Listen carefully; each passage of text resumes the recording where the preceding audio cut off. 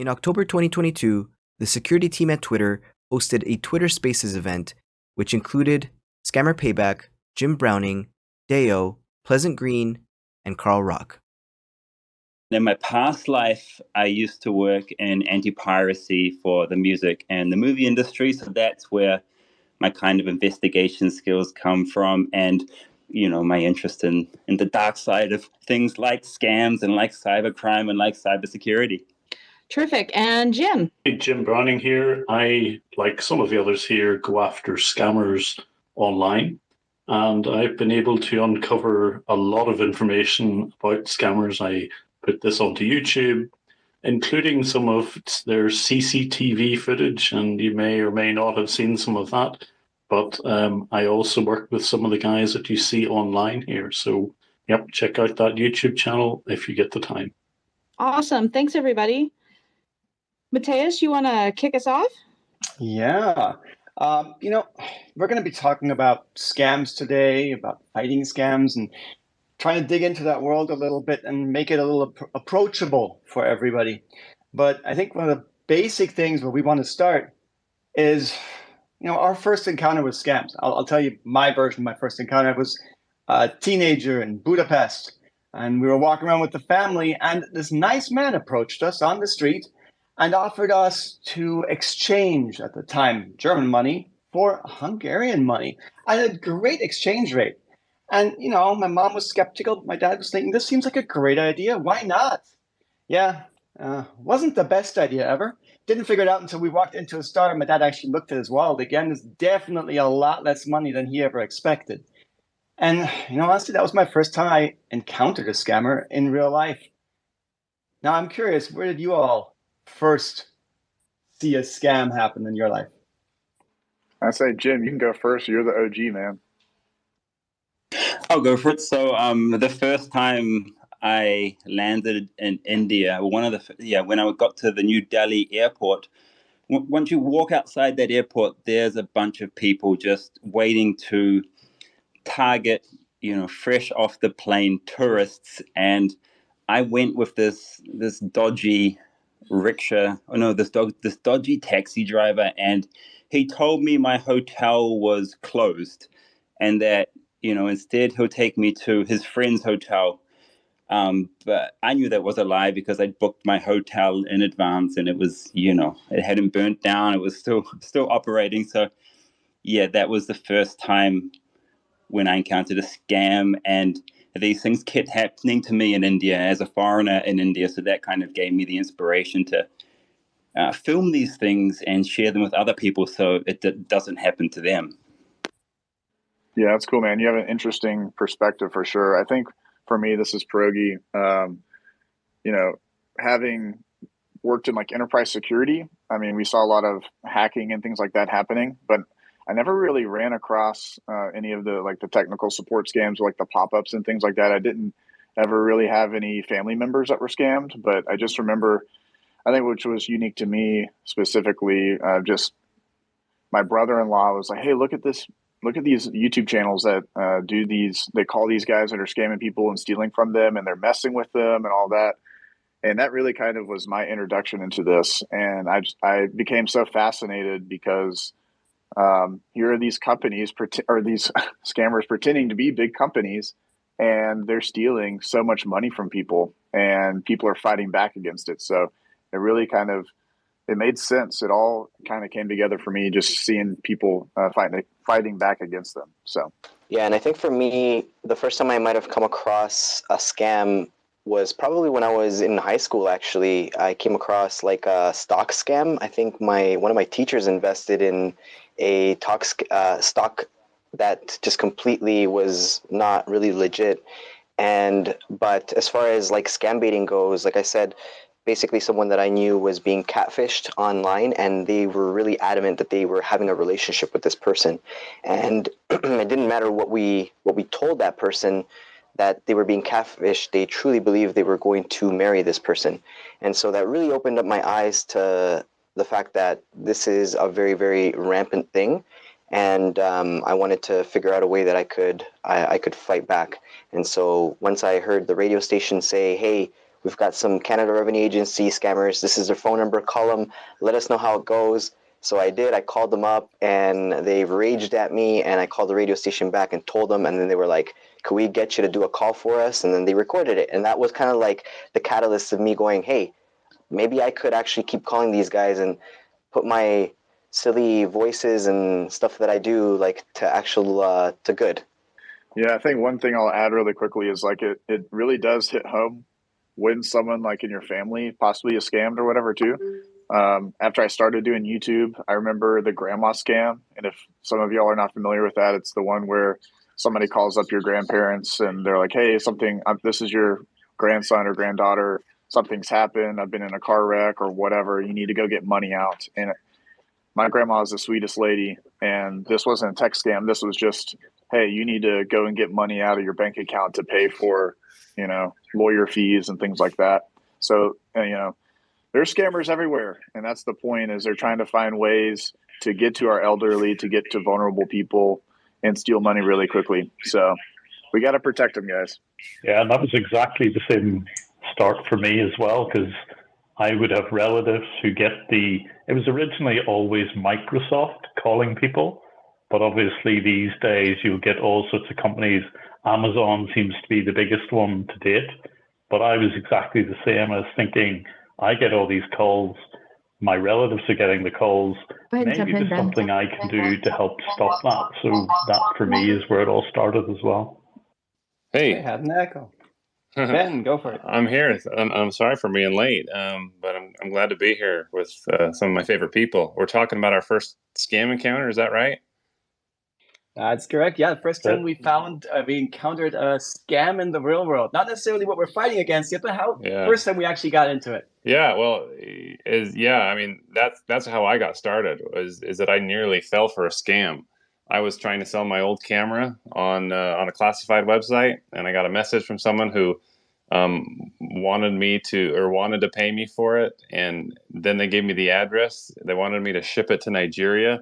It sounded weird, but I got an email that said, "Hey, PayPal has sent you a payment," and I'm like, "Well, it says that I've been paid, so I guess I can ship the camera." So I sniffed enough to find out that it wasn't legit, and I didn't fall for it. But that experience just made me so mad, because I just know that so many people every day around the country do fall for these things. College students, elderly people. I mean, I just saw one today of that exact scam. So these things are happening so much, and I just thought that we need to start talking about this more so that people, don't fall for it. I think it's a really interesting point that a few of you have actually brought up now. We first encountered these scams in the real world, and you start looking at what do we do about this? How do we bring awareness to this kind of stuff? I'm kind of curious, what steps did you take? Like, what was the first things that you'd really try to, say, okay, I'm going to actually make a difference? Did you start just on your own, on the side? Did you think this was an opportunity in your existing career, etc.? So I was originally working in the music industry at that time, and I would visit India every single year because I love India and it's where I want to be.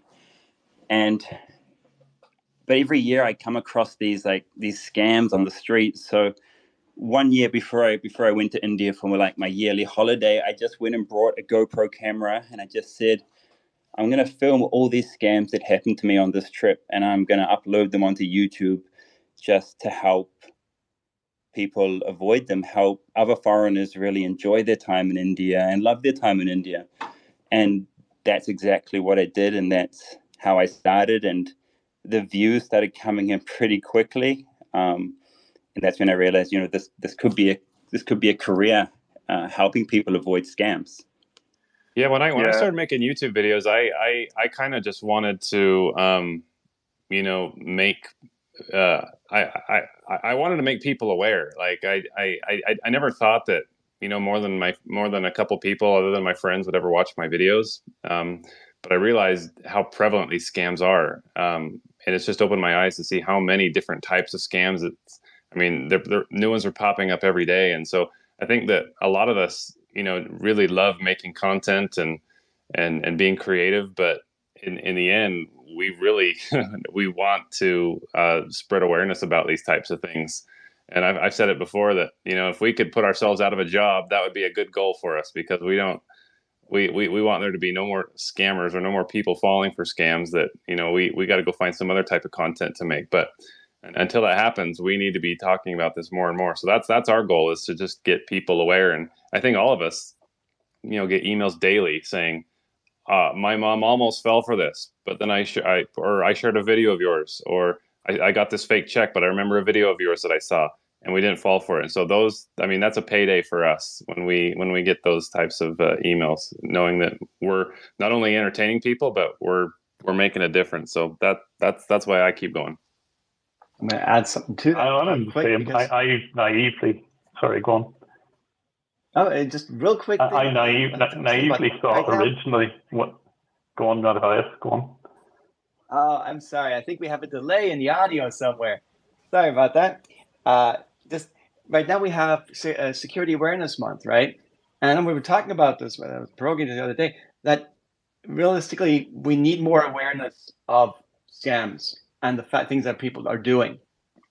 And spreading awareness, scam awareness, is a laudable goal in and of itself, right? And effectively what we all are doing here. At some point, maybe we'll actually get to the point where we're really doing Scam Awareness Month or the Scam Awareness Day along the way. Progi gets all the credit for that on my side. I think if you can see the scams happening, though, it has much, much more of an impact than someone just telling you, look, don't give out your password, don't read out a one-time PIN, you know, avoid certain things. I think when you can see it, it really does make a difference. And that's why I think YouTube videos really drilling into the depths of those scams can make a big difference.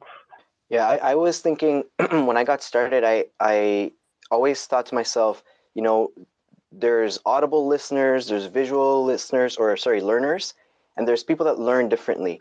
And so I just thought the way that I wanted to approach it was I wanted to kind of bring more of like a humorous approach to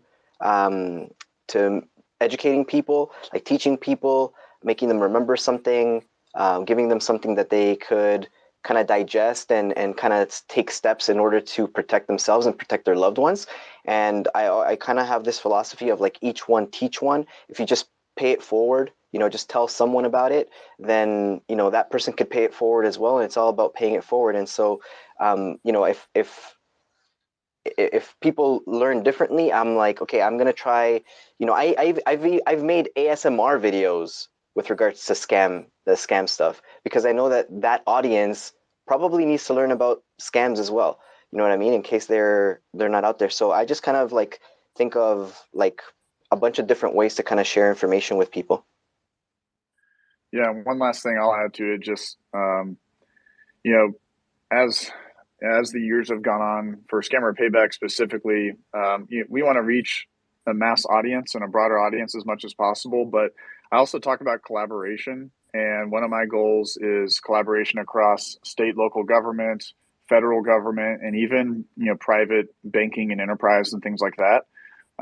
So I think, you know, I've been reached out to. I know, you know, Jim and all the others as well, but a lot of different groups have reached out to us and they, hey, we've seen your videos and we've learned a lot from them, and we're learning and hearing about these tactics. And I think we're going to continue to make progress when all of these groups can come together and collaborate, sharing data, sharing information, and, you know, seeing what the red flags are, like at a bank, right? When someone's going and taking massive amounts out at a rapid pace, it should be flagging or whatever it may be. So that's what I want to kind of try to spearhead moving forward, is how do we bring a lot of these groups together?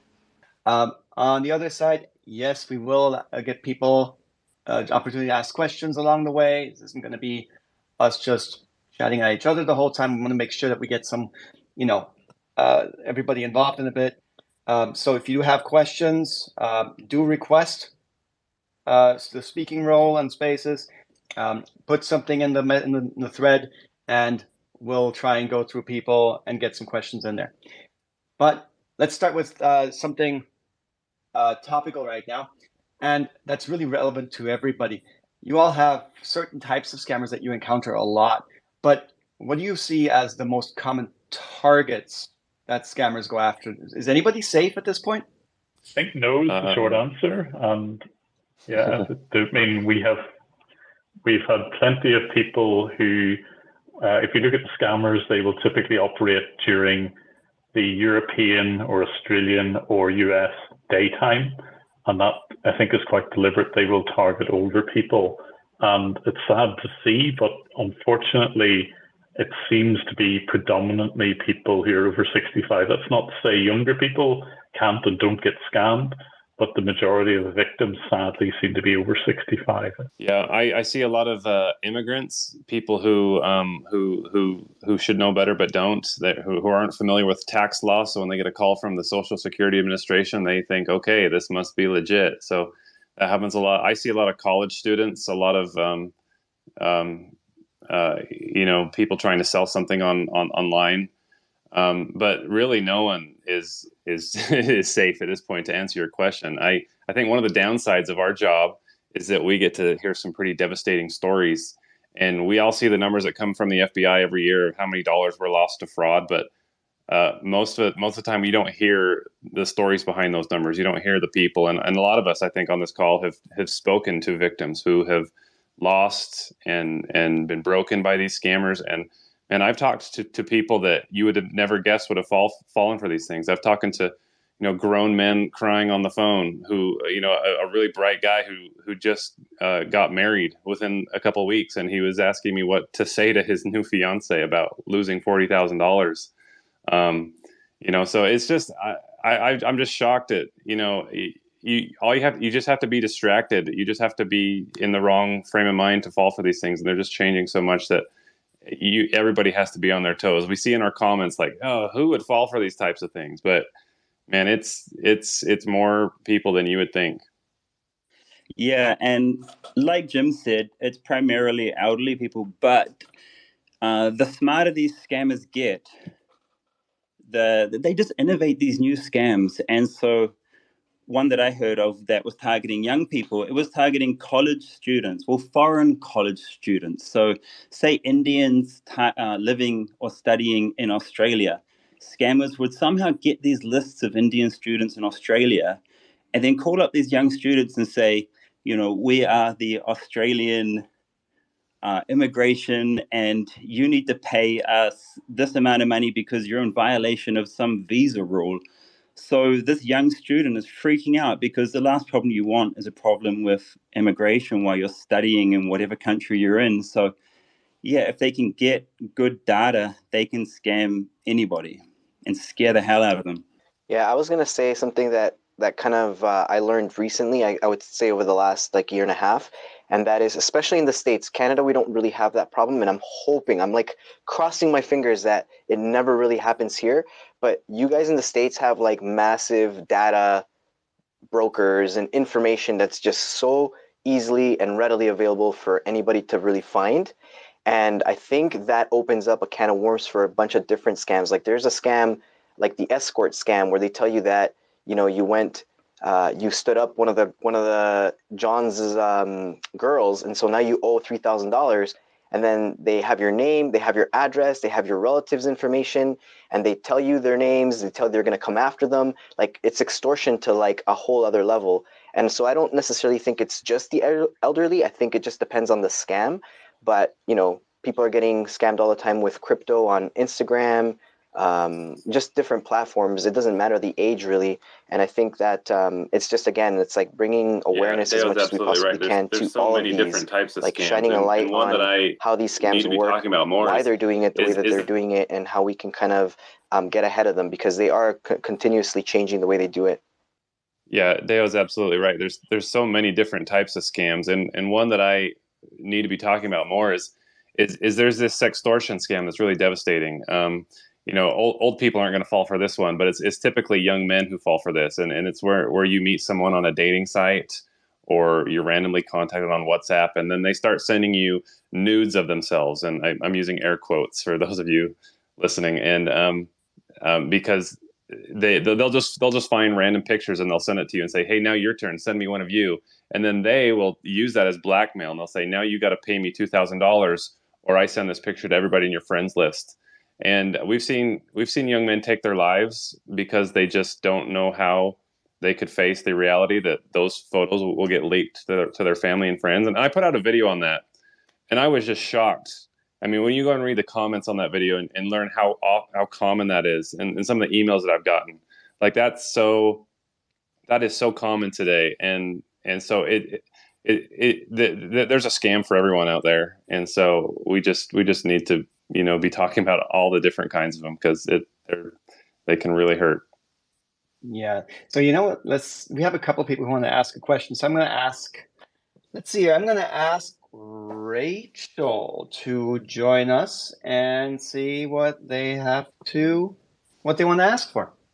Oh, hi everyone. Sorry, there's a little bit of a delay on the microphone. So when I was called up to speak, I couldn't hear you. But look, guys, I'm really interested in this subject, and particularly where women are concerned, and the use of online scams. And in particular, we need to look at this a bit more closely. Twitter Security is hosting this space, and I'm really interested in what Twitter are doing for online security for women, particularly around Twitter Spaces. And I don't know if you guys have got any experience of that, but that would be really helpful. Hey, yeah, so, that's a really important topic, obviously something that I'm very concerned about. I don't know that I have anything I can speak to here on that topic, but it's definitely something that I'll take back to the team and see if we can't get some guidance out through through this handle and stuff. I think it's an interesting point. I think that I'd bring this back into the scam questions of the world. Is there more targeting of women, less targeting of women? Is there no difference whatsoever? Do you see a different approach? Or do you see yourself more successful when you're impersonating a woman versus not when fighting against scammers? I mean, I'll take this one. I've performed as a female grandmother multiple times, but no, I mean, I think these scams, you have online type romance scams and things like that are, I think those target just lonely people that want companionship and want affection. So I don't think it really sees a gender, these scams. Now, some of the scammers I've dealt with, if they think I'm a grandmother, they will start to play up to that. Oh, you're like my mother. You're like my grandma. They try to play up certain aspects of those types of relationships, right? Of, I can't lose my job. I have children and I have a family. Please, ma'am, you're like a mom to me. And I'm like, what do you mean I'm like a mom? I've been on the phone for 45 minutes with you and now you're calling me mom. So I think the scammers, they try to utilize those types of relationships if they see how much money you've got in your bank account, right? That's all that really matters to them. And I don't think they mind if you're a grandfather or a grandmother. They just want what's in the bank account. So that's kind of how I've seen it. I'd be curious to hear from Carl, since he does a lot of stuff on the ground in India. Any thoughts there? I mean, obviously you wouldn't necessarily know.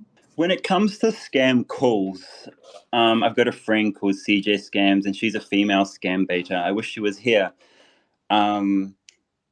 She gets a lot of these scammers can be really creepy, the male ones, and they can even start like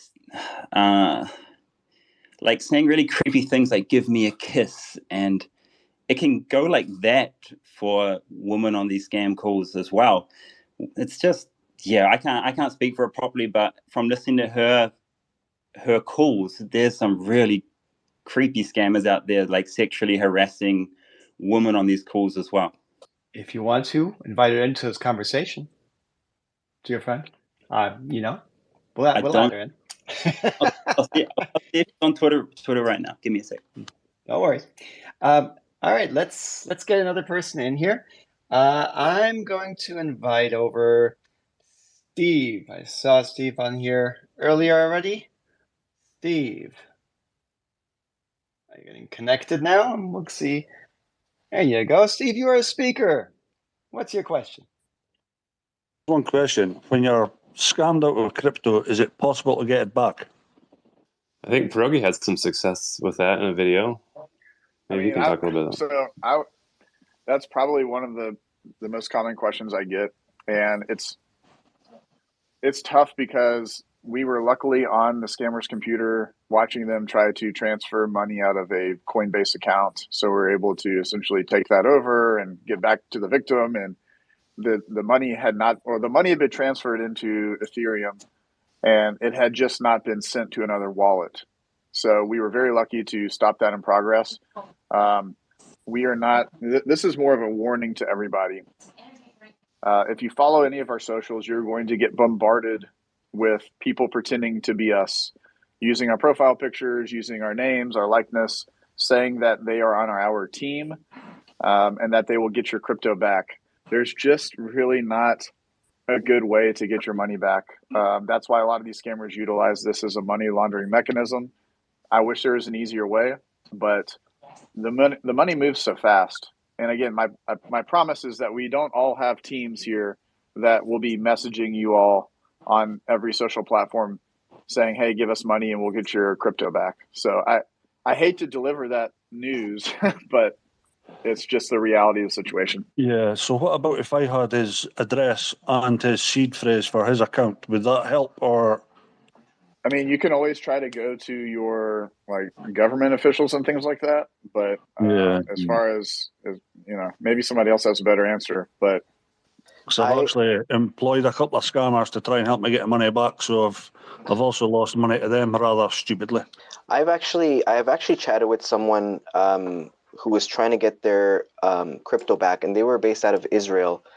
And the problem is just depending on where the wallet, like who's hosting the wallet, I guess you could say. So if it was from Coinbase or Binance or all that kind of stuff. And so it's really hard for some people to figure that out. But once you figure that out, if you are able to contact them and say, hey, a transaction happened, it was, someone pretending to be something, I thought it was whatever it was. Like if you could kind of try to present like a decent argument or a situation of like how you lost the money, they might be able to. But to be honest, like I'm with Pierogi on this. It's like really, really, really hard. And it's more of like, don't get your hopes up kind of thing.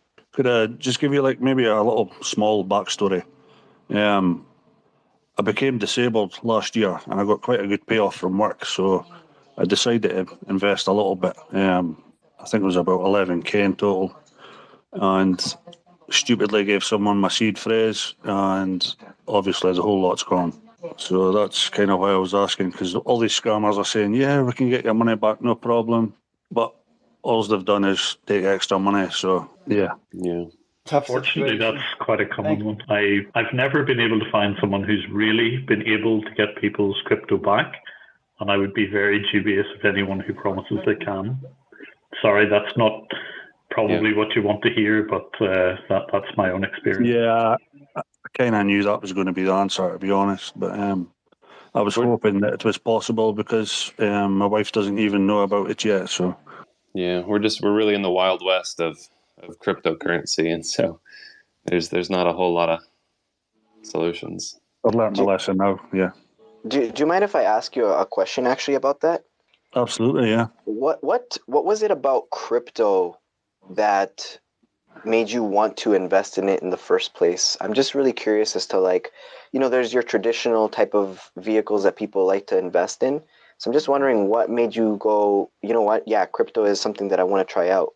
Okay, so it started off, my dad, when Bitcoin was first starting, he got like a $10 coupon to invest into Bitcoin. Last year, before the big crash, it started going down. He managed to get his Bitcoin out, and it was like 64,000. So that was kind of my thoughts of getting into it, and then putting in an amount of money, and then hopefully building it up so I could pay off my mortgage and things like that. I appreciate you sharing your story and trying to get some advice, and I hope we figure you end up in a good place. I'm gonna pass it off though to another speaker. Thank you, Steve. Okay, thank you. And I think I'm gonna invite. Let's see here. We had an interesting. Vinny. Let's add Vinny into the conversation and see what they have to say. What their question is. Vinny, can you hear us? Hello, everyone. I can hear you now. Thank you very much. First of all, I never thought I'm going to be on with Pierogi because I stumbled on his YouTube videos, and it just opened up my eyes. Being a Indian, it was quite scary and disappointing that how scammers. I mean, they run a huge center. So that was kind of scary, Pierogi. And thank you so much for what you're doing because it opened up my eyes. My question to you is, by the way, I was scammed too of crypto. I'm big time into crypto and NFTs, and the person who was asking, you don't get it back, and you should never share your seed phrase. It should be, that's how it should be. So the question for you is, most of the call centers, where I was talking to Dell or Microsoft or anyone. It goes to India. Now, what has happened after I watched these YouTube videos, I question myself, even if I'm trying to call Dell or Microsoft, I'm like, am I talking to the right person? What's the right way? I mean, is there anything we should do on our part that we're talking to the right person, not getting scammed? Anything we should take care of? Thank you. Yeah, no, great question, and thanks for watching. Maybe some of these other folks are a little bit better equipped than I am. I don't know on this one, but like it's funny, Vinny, because I actually went through the same exact experience that you did. Now that I'm thinking about it, I remember having an issue on my Windows system, and it was something about like licensing or something like that. I was getting some crazy error, and I remember on the actual Windows device itself going and clicking on the start menu and looking for support through the native Windows itself. And that's where I kind of got connected with support just through my Windows machine, not like, for instance, Googling for a support number or something popped up on my screen and I called that number. A lot of scammers will serve these numbers to you and serve it on a silver platter right in front of your face and give you an alert or an error so that you need to call this specific number. I went searching for it on the computer itself, like through the operating system. You can find support for Windows. They've built that in now. So I went and did that. Again, a lot of these scams start from, hey, I went to Google ... and searched. And when you start there, scammers, like I said, they will serve up.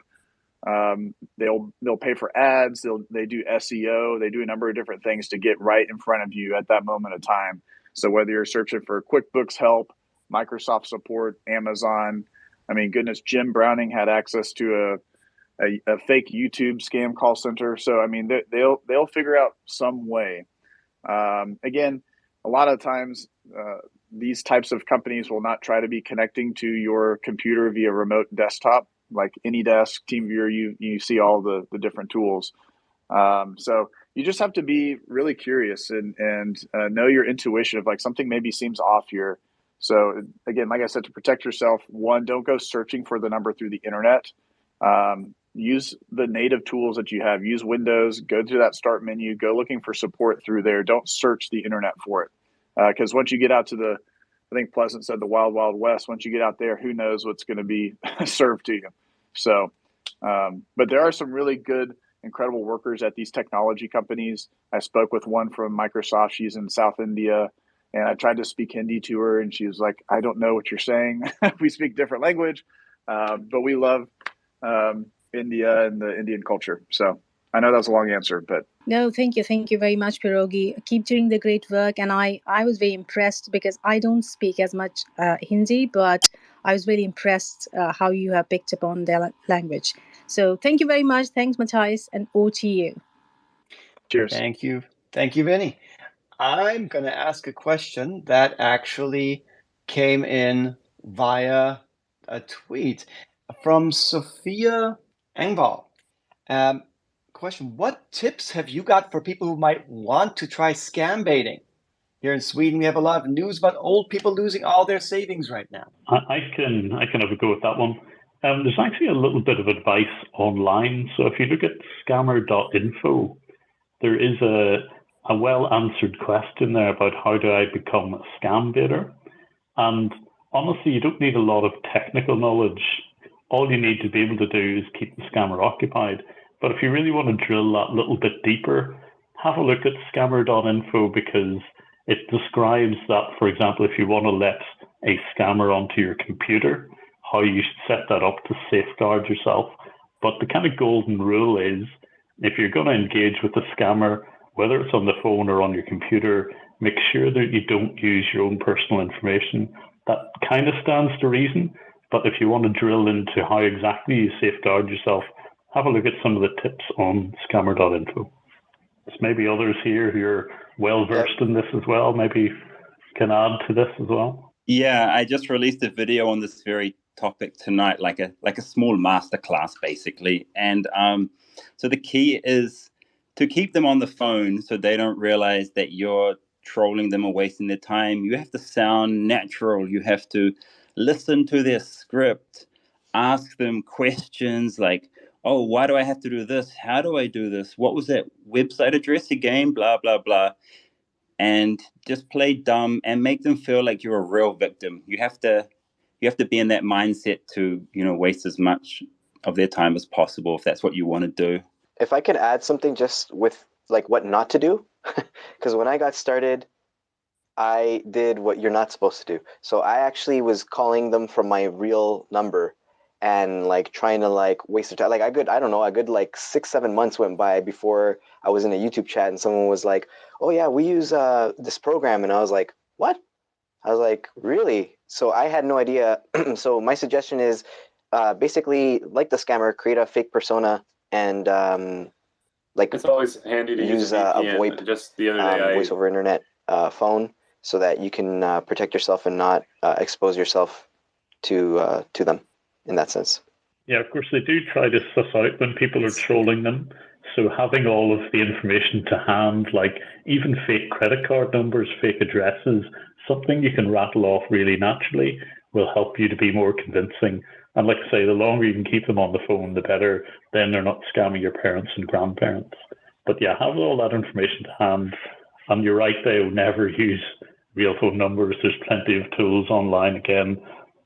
If you do an internet search for things like text now, if you want a US phone number, that's the best thing to use for scammers. There's a lot of fun little tools that you can get for yourself, like little fake IDs, little fake gift cards. Modern Paul Scambaiters has a lot of fun little tools like that he uses. You also want to make sure you're using a VPN because they can track your IP address. And just the other day, I was trying to bait a scammer, and I accidentally still had my IP set to India, so they knew right away that something was going on because they were targeting Americans, and so they just immediately, blocked me because they knew that wasn't going to go anywhere. So, there's lots of fun tools that we all use that you can utilize for yourself to make you look like someone that you're not. Yeah, one last thing also, just like the fun aspect of it outside of the technical piece, like, I memorized this entire city, like Sarasota, Florida. A lot of people think I live in Sarasota, Florida because I've said it so many times. I know the places, I know where the FedExes are, I know where my bank is, like I know where I live, I know the zip codes, all that kind of stuff. So have all that information readily available. Also, like your phone number. So if you have a fake phone number, also have that memorized too, because everybody knows their phone number, and if it's going to take you 10 minutes to say what your phone number is when a scammer asks you, then the gig is up there. So anyway, just fun stuff like that. Find a place where you want to live, not your current hometown, and use that. Kapil, you have a question for us. Hey, thank you. So I wanted to ask, there are new scams coming up every day. So how do you keep track of the latest scams as, the scammers are evolving every day? Subscribe to our channels. Honestly, that's probably a good thing. But there are websites like scammer.info, we're lots of content creators. Lots of people just reporting these types of scams. But yeah, the more that we just start talking about it, the better. I don't know if anybody else has a good idea, but that's our goal really, is to just keep looking for these different scams and just make you aware of them. It's really hard because I kid you not, Kapil, like there's a scam for everything, man. Everything. There's a hurricane. Here comes a scam. Here's like a natural disaster. They create these things just when they see a current event happening. they'll create a scam based around that as well. So just kind of like letting people know, like, what the government will do, what the government won't do. I definitely think that there should be more ways that the government kind of and companies communicate with their customers. But I mean, that's in a perfect world. Something a little bit different I kind of wanted to ask is, some of these scammers can be pretty ridiculous and pretty funny. What are the most ridiculous ones you've ever run into? The ones that made you laugh? Yeah, I've got a great one. It's here in India, in Connaught Place in New Delhi. And the guy's still there because someone messaged me the other day saying the scam happened to him, but he avoided it because of my video. So there's a guy who sneaks up behind foreign tourists and he sprays dog poo on your shoe without you seeing. And you look down and you see, what the hell is it? Why is my shoe feeling heavy? What's it on my shoe? And you see it's this, dog poo. And then miraculously, a shoe cleaner comes up to you and he's like, "Sir, can I help you? The timing's just perfect." And this actually happened to me and I actually caught it on film. So yeah, that was just the craziest and the grossest scam that I ever encountered. I mean, I'll be real quick on mine. I just, I think all of us have been proposed to at some point now for some reason. I don't know, but I've got a few proposals. But I took this one guy named Alvin on like maybe a 6-month chase. And I've gone from selling my house to going state to state and all these different places. And the guy was so confident in himself. And I could just call him every single day and he would try to keep the scam going. And there's so many twists and turns in that one. But what the interesting thing that made everyone really entertained in the stream was that, like, you could throw a new scenario to him every single day and he would not flinch. A lot of the scammers flinch now and they think they're going to be on a video, but this guy just was so confident what he was doing. So that made for a lot of laughs. Yeah, I had a similar one to Pierogi. I had a Nigerian scammer on the hook for 20 months. And so we did video chats, like 5 or 6 video chats. I convinced him my father had passed away. He had originally started talking to my old man persona, who was my father. And then I came into the picture trying to get the same winnings. And I put him through like a bunch of scenarios. Pleasant Green helped me in talking with him as well. So he had a good chat with him when the guy pretended to be the banker and the scammer at the same time. And Pleasant Green called him out on it. It was just like really, like, you could, again, same thing as Alvin, just so many different situations. This guy just literally thought like it was a legit thing. So I had to die in order for the scam to kind of end. So yeah, that's kind of like what I had to resort to. So for those who I had a don't very know, nice one where I could actually see someone. Sorry, Carl. I could actually see the scammers on their CCTV, and over a period of days beforehand, I managed to work out all of their names. So I could hear all their phone calls. I could see exactly who they were talking to. I called up the scammers, and I called them by their real names, and I could see the reaction in her face whenever I was speaking to the scammer using her real name, and she couldn't figure out what was going on. In fact, I heard her talking in Hindi about, is there like a ghost here? So I kind of deliberately used that term as well. And she couldn't work out how I could even name the people sitting around her. So for me, that one really stands out. It was really good fun to do that one as well. You rarely get that opportunity. So yeah, hopefully more of those in the future too. Ben Ratner had a question for all of you. I have a question. So I presume most of your audiences are younger people who watch YouTube, TikTok, that are very internet heavy. How do we educate the older, more vulnerable people that aren't on all of these platforms where you do your main things? Do we need newspaper campaigns? Do we need like mailers out? How do we help the people who don't see your stuff? Well, I think that you're seeing earlier, Pierogi was talking about how we've done some work with law enforcement and other different partners. You're starting to see banks are putting red flags on big transactions. You go to Walmart today, you're going to see big notices on the gift card rack saying the government will never ask you for a gift card, this and that. Even Bitcoin machines are starting to do this. So and until we can get the elderly people to tune into our streams, and I know a lot of us do have some older fans.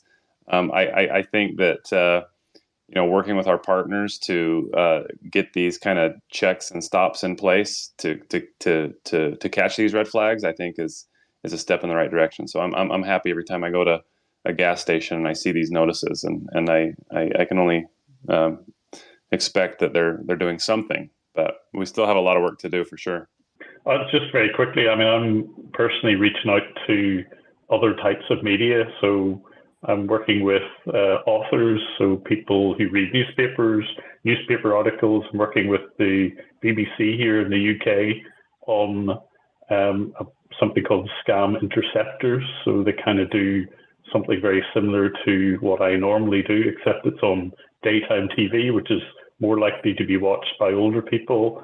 Working with the AARP, I've said to them, look, if you want to use any of the material that I put on there, it's free to use, and it continues to be. And I've said, look, if anybody ever wants to volunteer to go into, say, older people's homes or whatever, and use those videos, that is absolutely free to do so, and I've encouraged people to do that. So I think all this different media will help overall. Yeah, I echo what Jim says. Trying to get in more of that mainstream where we can get our names out there and get the message out. But also, too, one of the things, a lot of people have come up to me recently that are younger. Yes, I know you're asking, Ben, about like the younger audience. But part of what my goal is with Scammer Payback is to inspire a younger audience of cybersecurity enthusiasts. And part of that, the idea around that is protecting people. So if you have a kid that's 14 years old and is really into scam baiting and cybersecurity and wants to learn these types of things, they can protect their parents, let them know.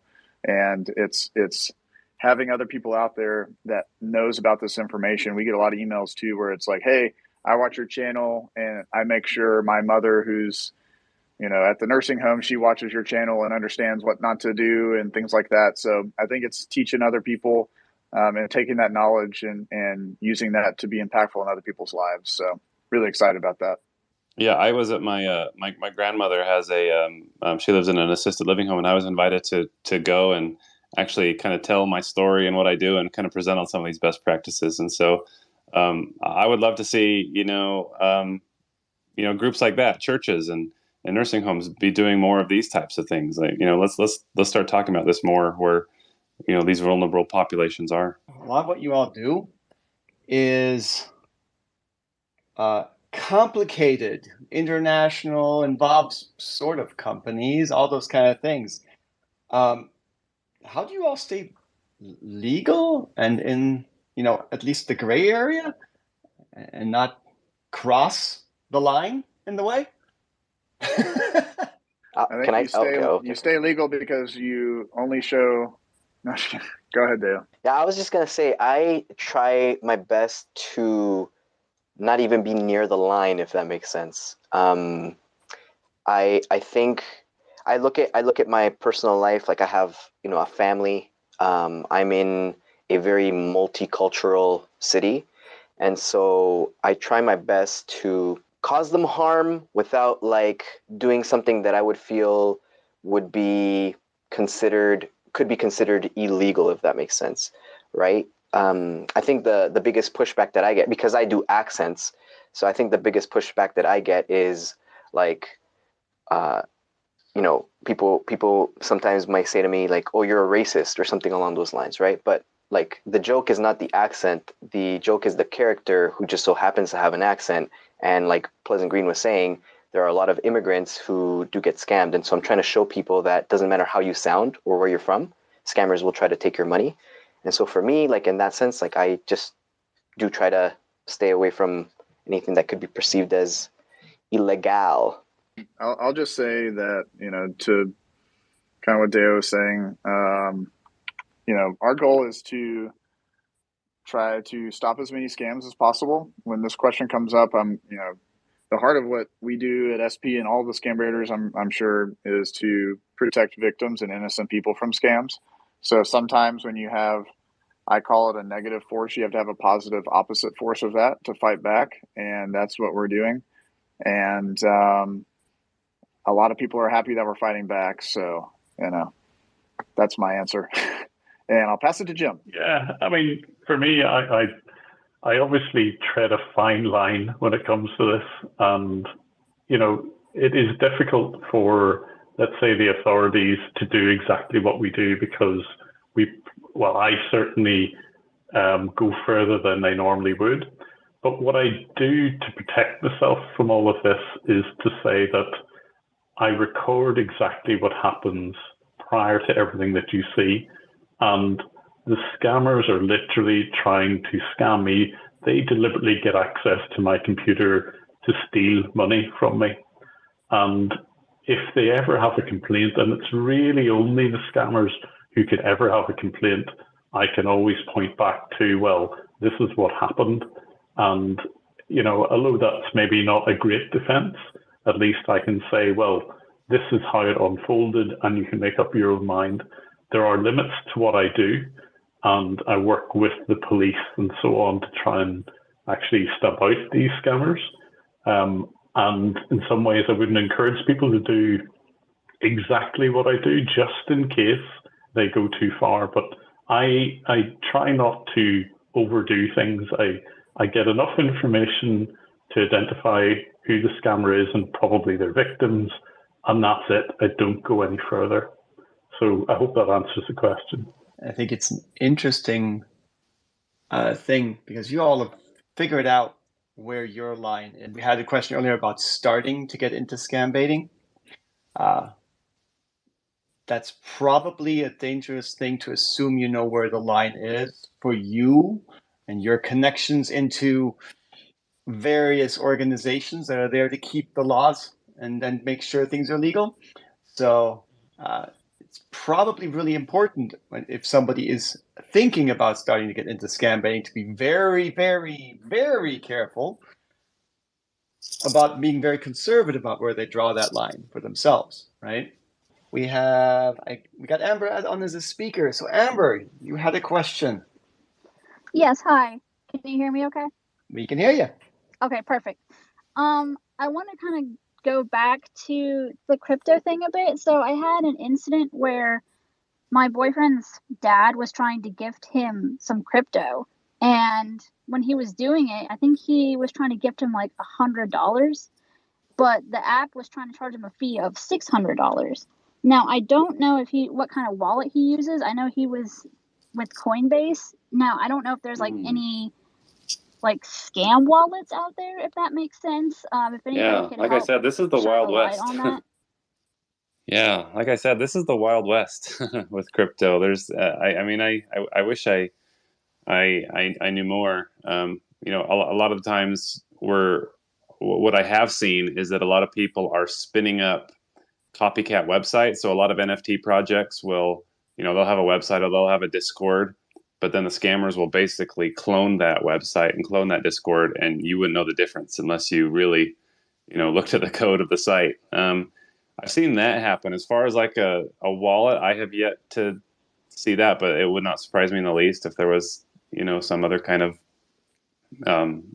wallet out there that was programmed to take an additional fee. But I do see a lot of, sites that replace the official addresses with their own, and I see that a lot. So yeah, I'd be interested to take a closer look at these types of things, and these are the things that fascinate me. But yeah, I'm seeing all kinds of stuff like this in the crypto space. Yeah. Also, if a celebrity is pushing it, maybe it's not the best thing to go after. Shout out to CoffeeZilla. I know he's not on here, but if y'all want to check out some of those crypto scams, he does a good job with that. So Yeah, definitely. Pierogi, are you saying that Michael Jackson is not actually going to send me crypto on Instagram? No, I'm sorry. So I would decline that request. Elvis is genuine. My favorite is when they're like, I'm not dead. I'm actually alive. I've just been hidden. That's like, okay, buddy. So I wanted to ask you guys, about a month or two ago, you ran the People's Call Center. Can you tell us a little bit about what you guys did there? Of course. I guess I'll take that since it was at my office. But I'll try to hit it really quickly here. A number of years ago, I had an idea while I was a little teeny tiny channel. I said, hey, I would love to see all the Scambaiters together, kind of utilizing all their different unique capabilities and smarts.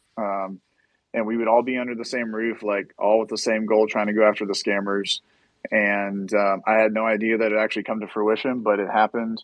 And we bought a bunch of equipment, bought a bunch of, computers, tables, monitors, keyboards, all that stuff. And we had a big enough office to host as many people that wanted to come in. So I reached out to as many scambaiters as I could and said, hey, do you want to be a part of this project? And surprisingly enough, a lot of people said yes. And I was really excited about that. And really the idea was, hey, how do we bring and show a unity amongst all the scambaiters, that we're going after these guys. We're not giving up. We're going to be stronger in numbers, and we're going to try to save as many people as we can. And putting together a type of project like this, I wanted to become more mainstream. I mean, we were on Good Morning America talking about it, and that speaks to, I guess, Ben's question earlier, how do we reach more people?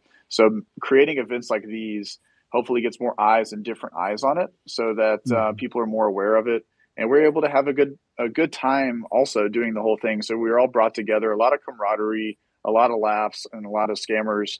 I mean, there was a call center that shut down that week because they knew that we were out together. So it was a fun project, and we have some huge ideas for next year.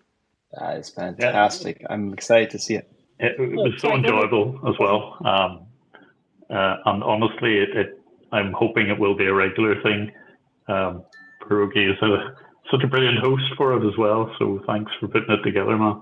Well, I saw a lot of people who watched the week-long stream saying things like, "Can I work in the call center?" Or "Can this be a year-long thing? Can you run this 24/7?" Maybe I'll just throw the question at any of you. Like, do you think that I mean, not tomorrow, but do you think that there's a chance that we could, have something like this running full time, that we could, generate whether it's donations or government grants or whatever? Like, what can we do to have a force that just is proactively full time going after call centers like this? I mean, I'm down with it. You can run it if you want, Pleasant Green. I mean, I think it's cool. It's an interesting idea because, but the hard thing is scam baiting. It's a little bit more involved than kind of what I think people see sometimes. So it's more than just kind of being on the phone. And so I don't know how to describe it, but there's a lot that goes into it. So there'd have to be a lot of training, a lot of oversight, and making sure nobody goes rogue or anything like that, right? So, but I think there's some interesting ideas around putting together some type of call center, whether it's volunteers or paid employees and things like that, to go after these scammers and waste their time at the minimum, Yeah, I used to work in a call center, and so this idea, especially seeing it come to fruition, which, Pierogi and his vision, like when he mentioned it, I was like, I don't care what I'm doing, I'm gonna be there. I missed my daughter's first birthday. I was like, I'm gonna be there. I knew from so long ago, before my daughter was even a thought. So, I wanted to be there, and I sometimes I wonder, could we do this in each individual city that we maybe live in? Could we have our own little anti-scam call center? I just don't know the funding aspect of it, and that's something that always is a hindrance, obviously, because you would need some kind of funding in order to be able to make it come to fruition. I think that's a topic we'll want to dig into over time and see what we can do to actually figure out some of these questions. But I think it's an ongoing conversation that we definitely need to have. I'm going to invite another person in, Hoot. I'm going to invite Hoot in to come ask their question. It's one of those things where we really have an opportunity as a community to make a difference in the end. But it is a community-led effort, and that's not always something that's easy. It takes a lot of effort to coordinate and to put on, but it has a lot of value. And while Hoot connects, we'll take one of the tweeted questions. Al, do you have one for us? Yeah, so we had a question from Howler Sissis. How do scammers acknowledge do not call lists? If you talk to them, does it help to tell them to remove you from their list? Good. I mean, it's a great question. My advice would just be if they call you, well, one, don't pick up numbers that that you don't know. If someone's important, they're going to follow up with a voicemail, and you can listen to that. Also, we talk about, just from a personal security standpoint, getting something on your phone. I'm echoing. Oh gosh. Okay. Someone else answer then. I'll give it a go. if it comes down to do not call lists, scammers ignore do not call lists. They don't care. It doesn't matter to them in the slightest. And even if you ask a scammer to remove your number from their list, I've watched them and they don't do that. It's utterly pointless. If you get a scam phone call and you can identify it as a scam, just hang up. Okay, there's no point in wasting your own time asking to remove from lists. There's only so much the governments can do. They will be able to control people who are calling you within your own country. But when it comes to scams and scammers, really it's pointless trying to see if you can work your way off these lists. They just get distributed around so many scam call centers. It's just impossible to clamp down on. There has to be eventually a technical solution where you can filter your calls, but that just doesn't exist at the moment. So I'm afraid for the time being anyway, we're stuck with getting scam phone calls. Yeah, hopefully I'm not reverbing anymore here, but y'all let me know. No, I think to that point, Jim, what I was going to say, like talking about like personal cybersecurity, I think you're talking about like call filtering and things like that. I mean, there are like call blockers, I think, that are a good starting point at filtering out some of the noise. So, anyone look into that. I think that's a good thing to possibly do, is trying to protect yourself. But like I said, just if you don't know the number, you're going to call from California and you live in New York. Okay, why am I getting a call from that number? Probably shouldn't pick up.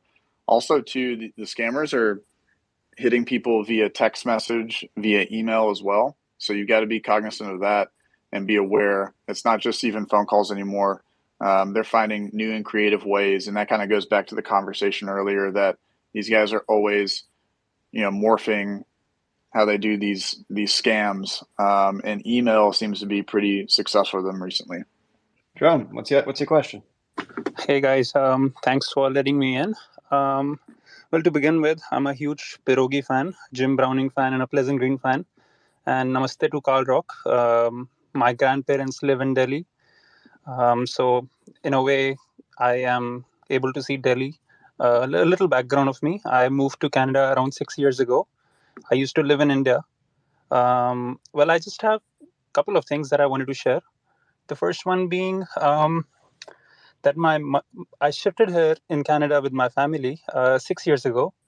My mother, she doesn't speak much English, but she works at a housekeeping in one of the hotels. She got a scam phone call from India, obviously. And then my mother was so scared because she doesn't speak English at all. So she gave her social security number.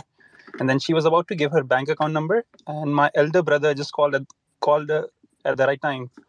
And then he basically stopped the whole thing because he just called at the right time, or else my mother would have given her bank account and she would have lost a lot of money. And she was crying and it was sort of traumatic for her. It was so sad to see because a lot of people think that these scammers only target like the ethnic American people or the ethnic European people, but these guys, they don't leave anyone. They don't care, because I'm pretty sure the scammer knew that this lady is Indian.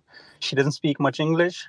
Even then, it's so disheartening to see the kind of things these people do. And the second being, I have this question specifically for Pierogi and for Carl Rock, because these guys have a better understanding of the Indian culture than the other YouTuber community that does scambaiting.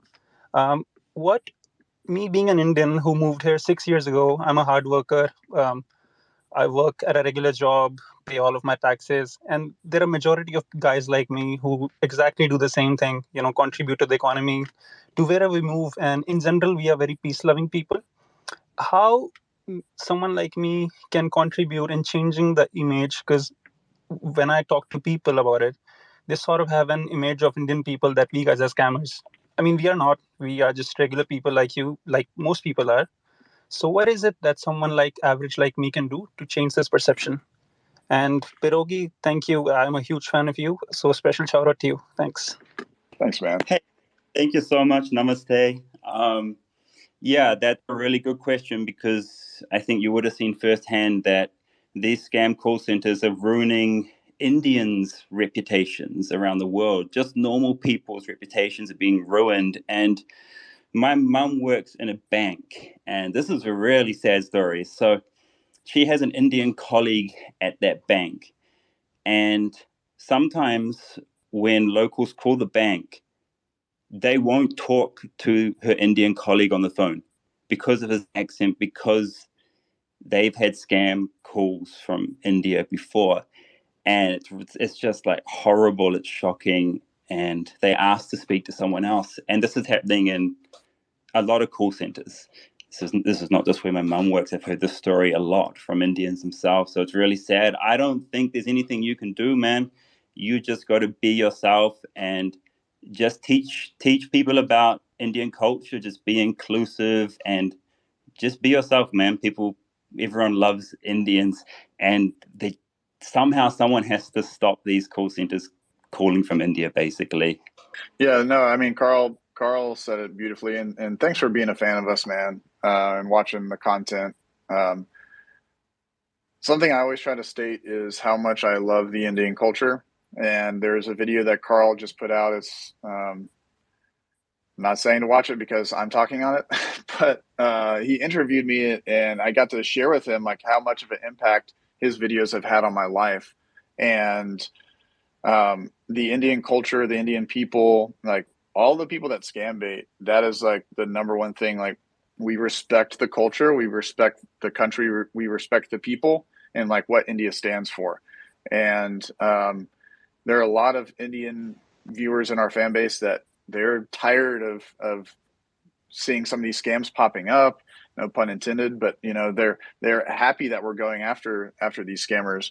And so I think just be the light that you want people to see. And you said you're a hardworking, good person that pays your taxes and bills on time and stuff, and that's kind of all that's required in life. Just be good to people, love on people, and be the light that you want others to see. And we're trying to shine light on the scams that are happening and bring some justice and protect some of our vulnerable in the U.S. here. So I will reiterate this, though, we love India so much, and that's why I'm trying to learn the dang language, because when I do that, when I say certain words and phrases, it's out of respect to the country.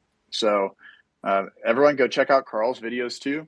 If you might have some type of negative feeling towards India because of these scam bait videos, go watch Carl and go watch his videos where he travels through India and Pakistan and really gives you that true feel of what India is all about, from food to music to different scenery, things like that. It's just such a beautiful depiction of India. So go check it out. Big plug for Carl there.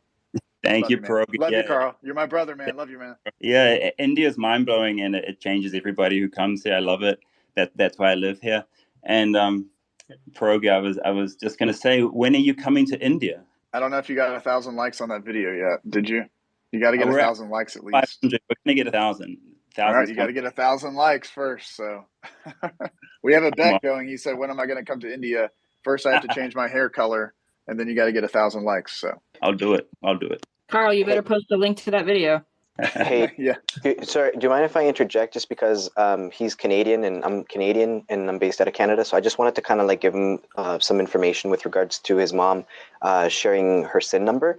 If you're concerned about that, Drone, just have her go to Service Canada, call Service Canada, and just kind of like explain that she may have given her social insurance number to a scammer, and sometimes they're able to like give her a new one.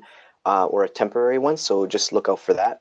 And one thing I will say is, like I said before, when I do accents, I do an Indian accent when I talk to Indian scammers, and so oftentimes I will say that to them. I'll bring that up to them, that they're ruining the name of the country and they're causing more harm than they know. So just as long you keep doing what you're doing and being appalled by what they're doing. But we do love India, and we hope that people will see India for the true beauty that it is, and not for these very small percentage of people who are trying to steal money from people. Hey, Deo. Thanks for that. So we did contact Service Canada and informed what the situation was. That actually didn't go down too well. For some reason, the agent that we spoke to was kind of annoyed that why would my mother give that information out. And then, I explained it to her, or my brother explained it to them, that what happened was that she is not too educated. She can barely speak English. So, there were some challenges up front, but overall, I wasn't quite satisfied with how it was handled at the Service Canada, which is quite unusual because Service Canada is great in handling these situations. But overall, I mean, that happened like a year ago, so we are all sorted now. But just in general, the government response was, why did your mother do that? And so I don't know if that happens to other people too, but my personal experience with Service Canada wasn't that great. Well, thank you for sharing your story, Drone. Really appreciate it. And hopefully things will end up in a good place. Hoot, we'd love to hear your question. Thank you. Call center scams or other kinds of online scams common in languages other than English? Yeah, I'll take that one if you don't mind. I've been monitoring a group of scammers fairly recently, and they have learned Spanish. In fact, you'll see a video on them attempting. They've obviously been trained in Spanish because Spanish is definitely not their first language, and yet they have undertaken a course in Spanish and can run the scam very well in Spanish. And that was a shock to me. But even more shocking was another scam call center who taught their scammers to speak Japanese, and even found Japanese proficiency certificates on a lot of their PCs. And I was able to record the scams happening in Japanese. But that said, they tend to typically target non-English speaking countries, but the majority will still attempt to speak English because it's an international language. And I've noticed a scam group recently targeting Austria and Slovakia and Norway and Sweden, all the different European countries where English isn't the first language. But again, they will just revert to English, hoping that the victim or potential victim will just speak English. So yes, it's definitely more than just English. There's also a massive scam call industry here in India targeting Indians in the Hindi language. It's really big. So I think most North Indians would have had a scam call at some point. Yeah, I have a follow-up question for Jim, because we were watching a call center for a number of months before Project Chakra, but are you seeing some of these scam, what we'll say, directors, managers hiring folks from other countries to start working because of the different language that they know and the way that they speak and things like that? I think that kind of goes back to one of the other questions before around Indian speaking versus English not being their first language, right? So they're hiring in these other folks from neighboring countries to come in that might have a slightly different accent than somebody, so it sounds different on the phone. Yeah. Are you seeing any of that? Because we saw a lot of that too.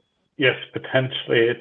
It's very difficult for me to tell because you need to have a certain sort of access, and usually something like CCTV or very incriminating files on PCs would tell you that. So it can be very difficult to work out when all you've got to go on are accents.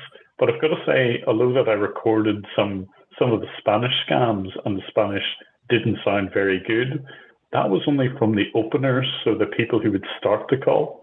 When it came to the closers spoke nearly perfect Spanish. And I would be very surprised if that wasn't someone who wasn't a Spanish national or really did have the language that it takes to actually steal money from people. So I think that could well be a changing situation. As I say, there's little evidence of that, but I can certainly see it in the odd case. Thank you. And thank you, Hoot, for the question. Really appreciate that one. You've all encountered some very interesting scam organizations, from the lone person on the street all the way to big organizations. What are some of the most successful scammers that you've encountered along the way? What's been really effective at actually getting into people's livelihoods, savings, everything? Well, one of the ones that that's been interesting to me, and I don't know if it's super devastating, but a lot of scams out there is these scammers will pose as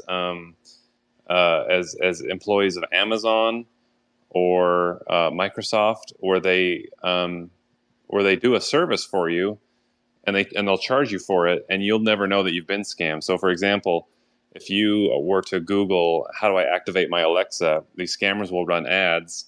They get you to go to a website, and they'll try to get you to activate your Apple TV, and they essentially teach you that you need to sign up for some plan to get your Roku or your Apple TV activated, and they'll do it for you, and they'll charge you like $300-$400, and you think that you're paying for some annual plan for Amazon, and people do this every day, and so it's pretty crazy to see how common this is. Just scammers who are getting away with this and they're not getting shut down. They're not getting raided. Their websites aren't getting pulled down. Their phone numbers aren't getting blasted because a lot of the victims just think, okay, I'll pay what I got to pay to get my TV working.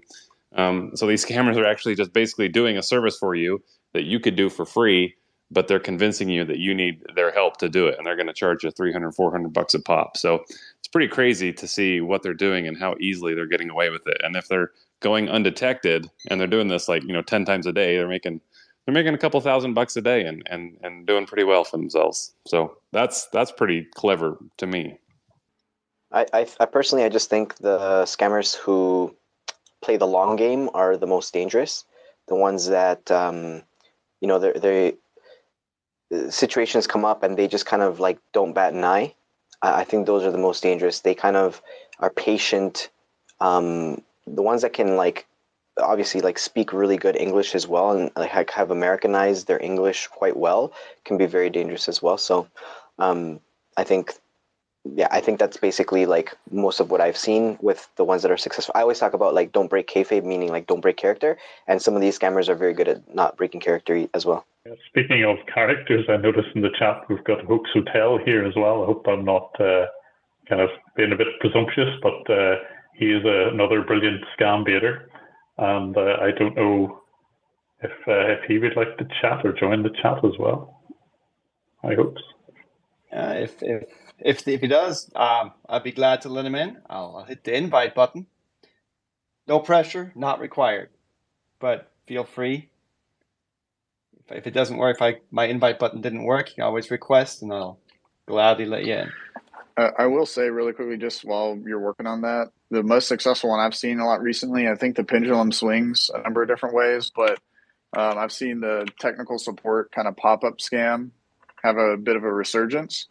And specifically around the scammers moving from pretending to be Microsoft into pretending to be the victim's bank and saying that they need to do a very large duplicate charge in order to find the hackers. And I've watched many scams go on where they're getting victims to wire transfer $250,000, $150,000, take tens of thousands of dollars out of their bank accounts to go put into crypto ATMs. I've seen it with my eyes. I've heard it with my ears. And that was honestly one of the most scary things that I've come across in the past 6 months, because I used to kind of always downplay those in my mind, that they were just trying to get $500 of gift cards, which can be a lot and can be tough on somebody.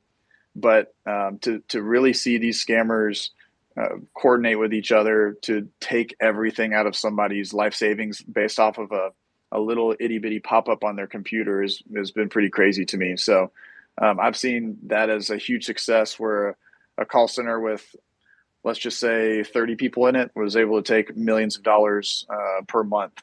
So they had a salary of about $7,000 for their 30 employees, and they were raking in millions of dollars. So it's real, and that's just one call center. Some crazy numbers at some point. Some of these people are doing.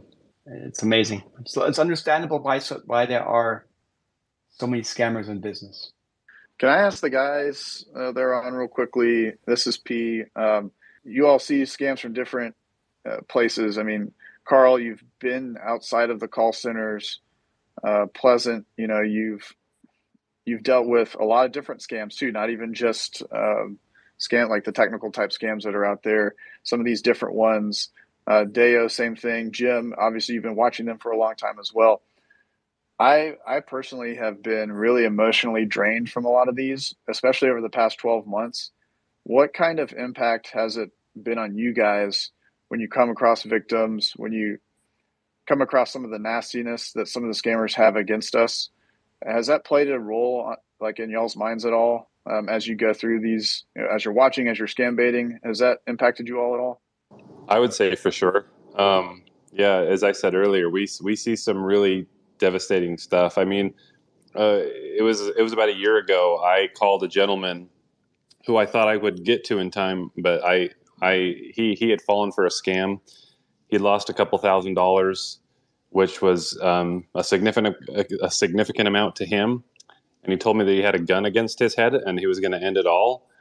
And the only thing I could do for him was just talk to him on the phone long enough until the police could get there. I had his address. I called in a welfare check, and I don't know the end of the story from there, but I did what I could. And like I've had multiple experiences like that, and those things aren't going to make it into my YouTube videos, but they stick with me and they shake me and they make me realize how important the work that we do is, because if we can make people aware of these things before they happen, then it's worth everything that we do.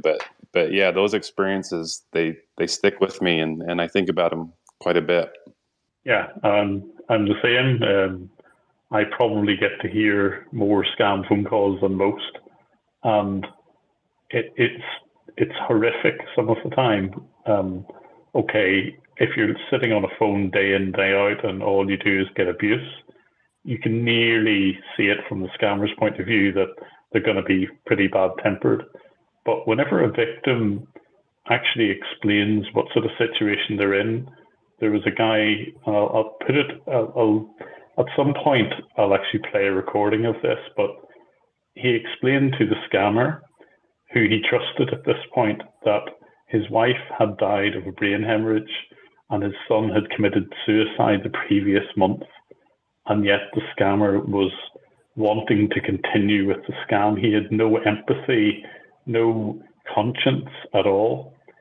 And when I listened to that, I could actually see the guy on CCTV, and I just wanted to see his face, and he was smiling as all that was happening. And when you see that, I personally can't believe that sort of thing actually happens unless you actually see it. And it can be awful. I mean, sometimes we do the kind of lighthearted bit, and you have to do that because at the end of the day, it's on YouTube. You've got to keep people not entertained, but you have to present it in a way that it's at least interesting.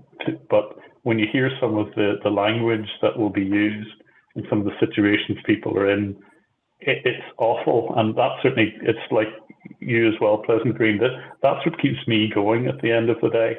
And I think it is important, and people are questioning sometimes whether it's legal and all the rest of it. Nevertheless, it's the right thing to do, and that's why I continue doing what I do. Yeah, and to kind of, from my perspective, like when I knew that person that I know that was being catfished, and when I saw like the fact that they actually thought they were going to be marrying this person, like the effect that had on them emotionally. And I think that sometimes we think it's just about the money, but there's such a, like Pleasant Green and Jim just said, like there's this deeper emotional we call it like I don't want to say like a spiritual damage, but there's really a concern there for people's well-being, right? Losing such large amounts of money, even smaller amounts of money, they feel like there's like a shame that they feel. And I think that when I was at the People's Call Center, it really hit me when we were listening to Angel, and when she had said like, I don't know who to believe, and like that's how good those guys can be, right? That they trick people that much that they don't know when someone's trying to help someone, that they don't know who to believe. And I've seen it as well in calling victims and trying to help them to realize they're being scammed, that they're very apprehensive about whether or not you're a real person trying to help them. The other day, a lady, I was on the phone with her for over half an hour, helping her uninstall AnyDesk from her computer. And after we did so, she asked me, so who pays you? And when I said nobody, she just she hung up. Like she got like scared, I guess. You know what I mean? Even though I never asked her for money or anything like that. So yeah, I think there's a lot of damage that can be done to people's emotion, and that's heartbreaking to see because there's not a whole lot you could do. It's not an easy role you all play. It has some serious psychological impact on yourself and others in the end as well, right? But you're trying to do something good.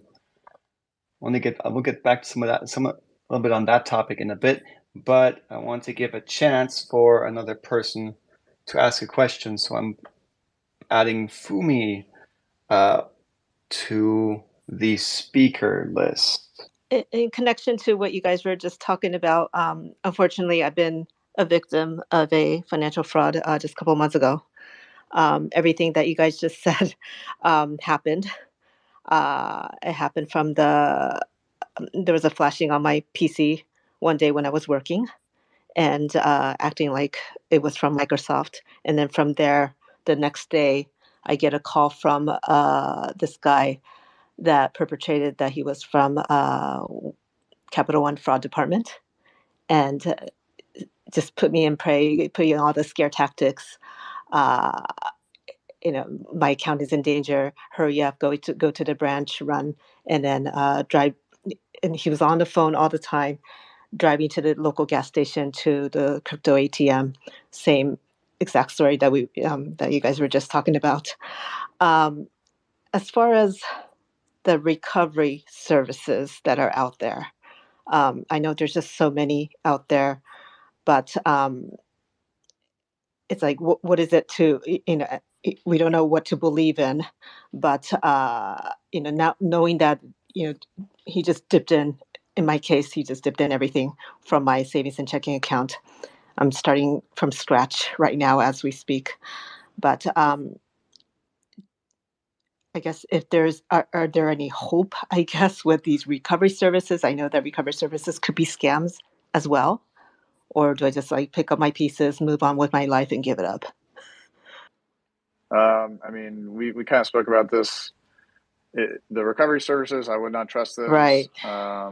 That's the hardest thing. Yeah. I mean, if you do here's the thing. It's really hard to hear a lot of these kinds of stories because it gives the reality to the videos that we make. Right.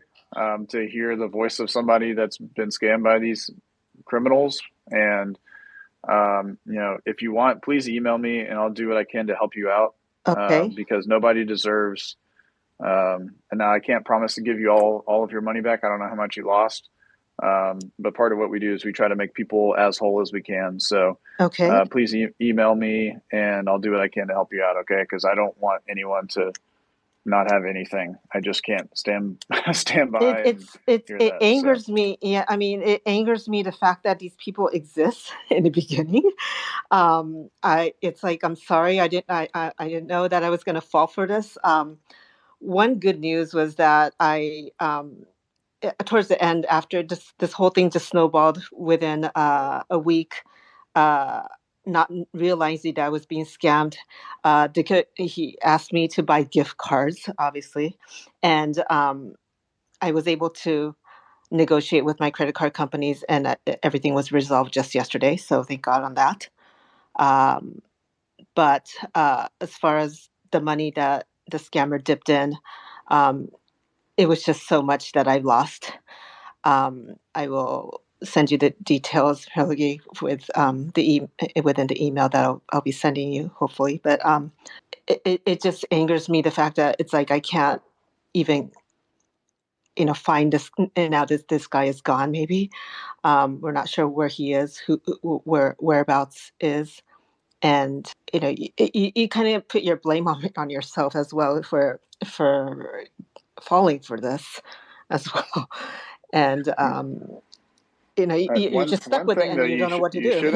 You shouldn't put blame on yourself. Honestly, like these guys are con artists. They're really Right. good at what they're doing. I Right. know we kind of like make jokes out of them sometimes, but Right. when you're going through something like that and they're moving really quickly, there's a lot of pressure on you to do things and to move fast and all that.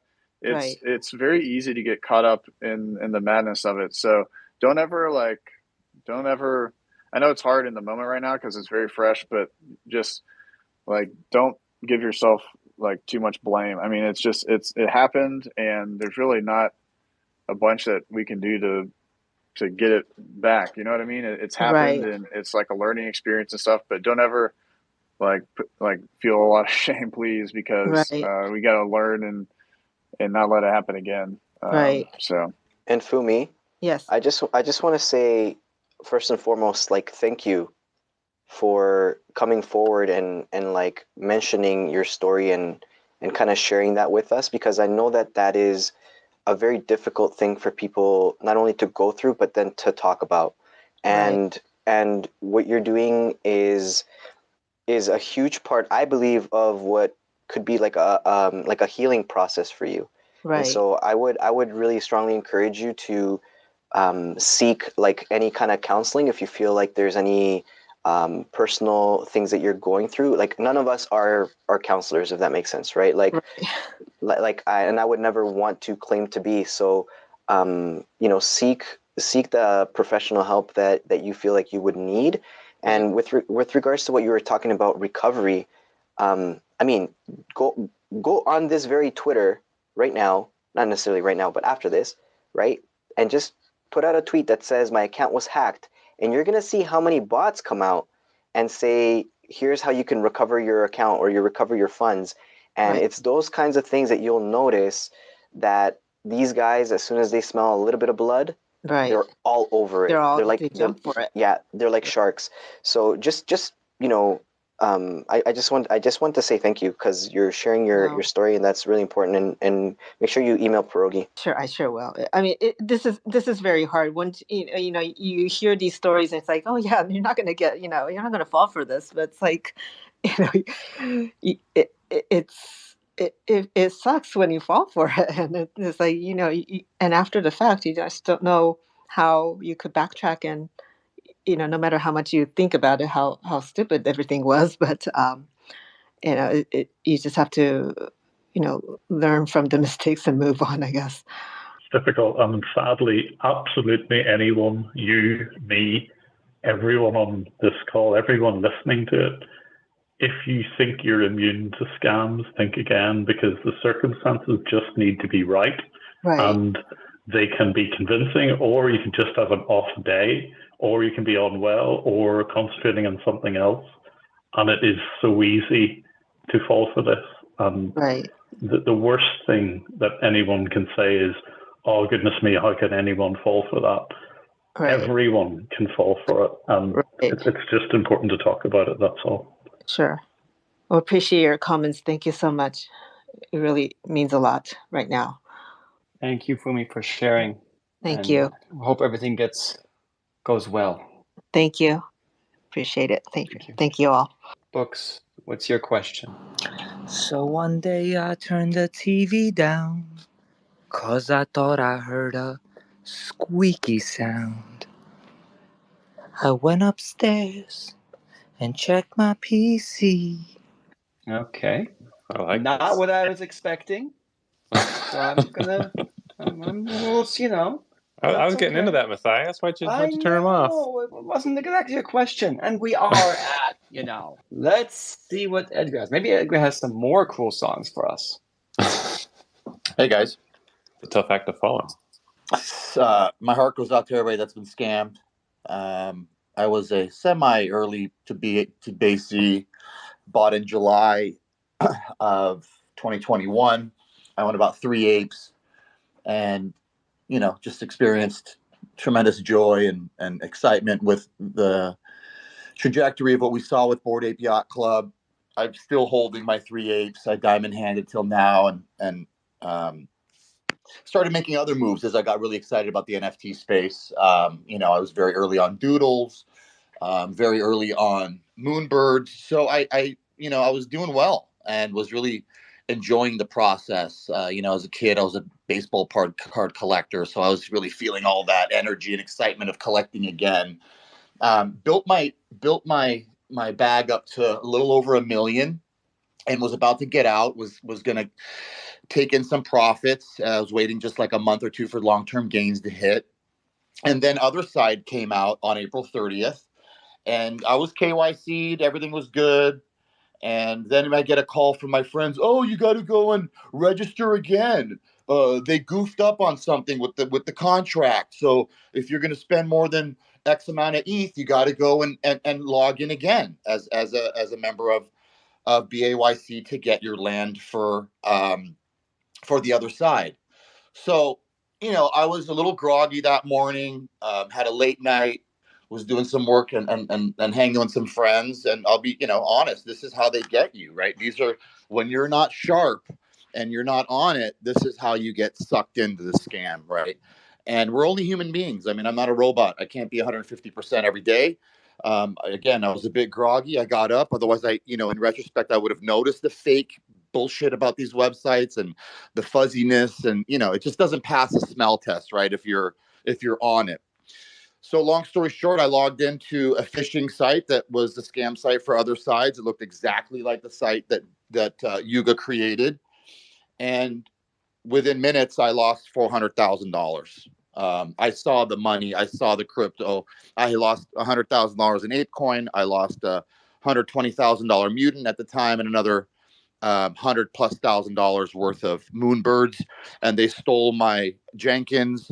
They stole, a handful of other, 2 to 3, 4 ETH valued NFTs. And I mean, I was seeing this in real time happening, and I finally was able to disconnect, and they came back in, and I lost, almost $500,000, and that was a lot of my net worth. I was about to pull out. Devastating experience, right? So I'm engaged with the FBI now. They haven't done shit, to be frank. They don't know what they're doing. They have no idea about crypto. I'm teaching them. I have contacts at A16Z. My girlfriend works with Mark Andreessen and Ben Horowitz for 16, 15 years. We reached out to Mark. We reached out to Ben. Mark reached out to us. Mark Andreessen set me up with the CTO of A16Z and the CISO. They reached out to OpenSea. Nothing. It's all gone. Cloudflare was where they created the fake site. We reached out to Cloudflare. It was some bogus name, and the home address was a McDonald's in Queens, New York. So I'm continuing to work with the FBI. My hope is not there. I don't really think that they're going to be able to do much. I was able to also work with somebody, and if anybody wants to DM me, I can connect with these people that created an entire schematic on where the money went, where the crypto went, which keys, Binance, FTX, all this, a huge matrix that he normally charges like $2,000 for. But he hooked me up. I was, one of my birds was purchased by Keith, ornithologist who had 25 birds.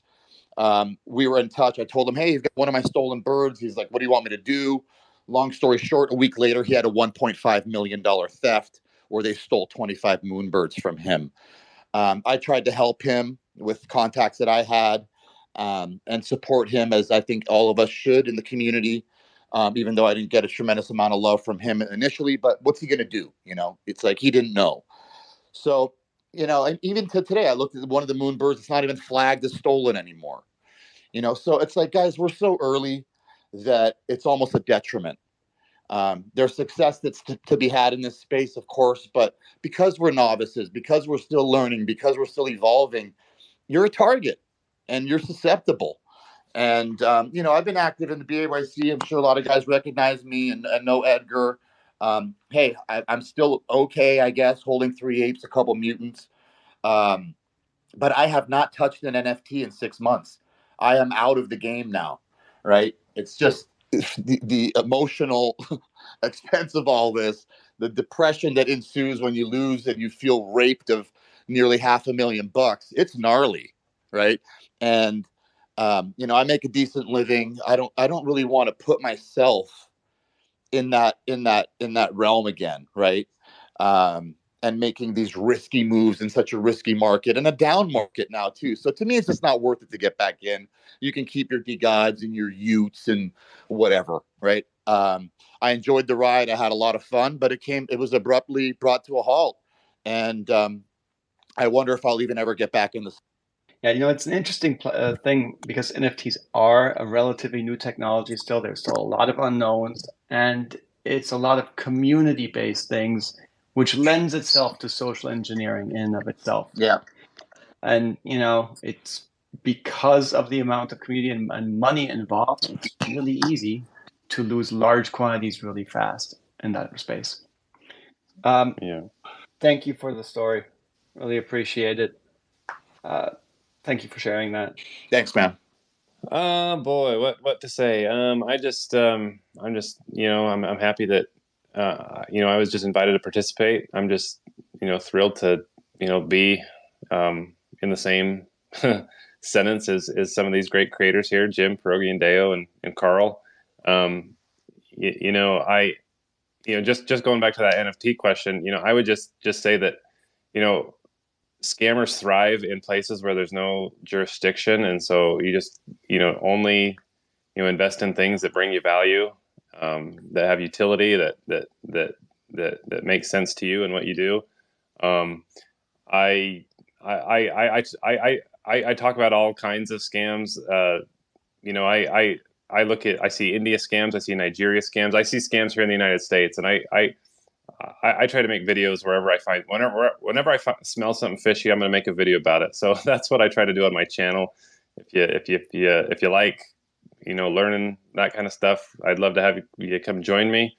I'm pretty close to 1 million subscribers, and I'm going to throw a big party when I get there. So I would love to have your support. So come on over. But that's my plug.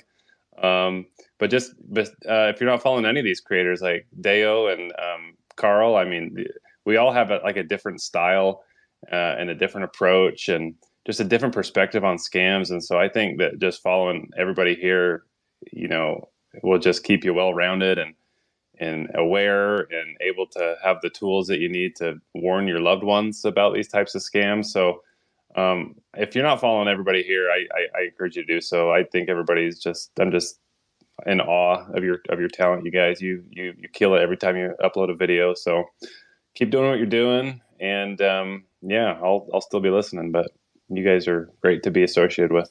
We love you, man. You're the MVP of the People's Call Center. The trophy's in the mail. Well, I just hope you invite me back. That's all I hope for. You're in, baby. Yeah, I'm going to be going off the air with you, but everybody else is going to stick around. Thank you all for having me as well. I am, after all, not known by anyone, but this was a lot of fun for me. I learned a whole bunch of stuff, and you all are in great hands with Val. Yeah, thanks, Mateus. So guys, if there was one thing that you could do to make the biggest difference that maybe you can't do now, what would that thing be? Would there be something that you could, if you could change one thing? I guess I can take that. No, I think try to get more hours in the day, because that's something I can't add more hours to the day, especially with some of the monitoring and things that we've been doing here now of some of the scammers. So it's you try to, you get spread kind of thin because you're doing content, you're trying to stream, trying to save people, trying to watch scams that are going on. So just trying to build that out. I wish I just had more hours in the day, which all of us can relate to in our jobs, in our lives. We wish we had more time to do things and spend time with our families on top of all the work that we do. So that would be it for me. I would love to do this full time, to make it a career. I think that would be, I think when I was a kid, if I remember correctly, I used to watch a lot of New York Undercover. I don't know if I'm dating myself with that reference, but I wanted to be an undercover police officer. And so if I could spend all day listening to scammers calling victims and then stepping in to save them, that's what I would love to ideally do more than scam baiting. I would love to just reach out to people and help stop it in real time, as much as I possibly could. That's why I was so grateful to have been invited to the People's Call Center. It was literally a dream come true for me. So if I could change one thing, that's what I would do. I would focus only on that. Capio, you had a couple of questions. Yeah. So my question is you guys do this on a daily basis, if I'm not wrong. So do you get any other streams of revenue apart from YouTube? Can scam baiting be taken as a career for someone interested in this? I'll go for that one. Well, YouTube and Patreon are really the only two revenue streams that are. Oh, there is buy me a coffee. Some people will very kindly buy me a coffee or two. Does keep me going. And honestly, when you listen to scammers for any length of time, coffee is what's needed. So yeah, but honestly, it has taken me quite a while. I know Deo, your channel is smaller than mine.